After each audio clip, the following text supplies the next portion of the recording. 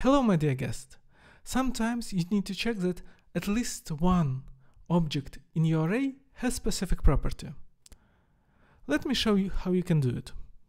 Let's say we have an array with different statuses, and what we want to do is to check if at least one object has status success.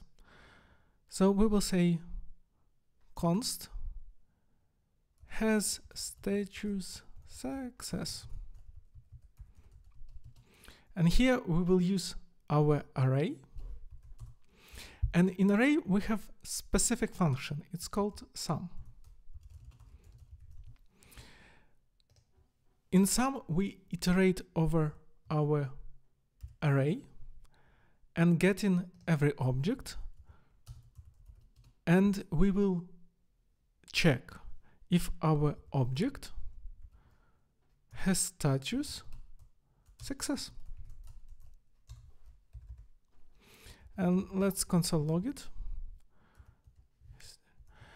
Because we have status success, when we run it, it returns true.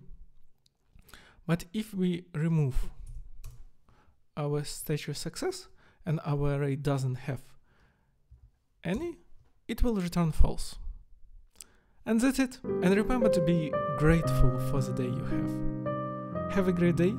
Bye.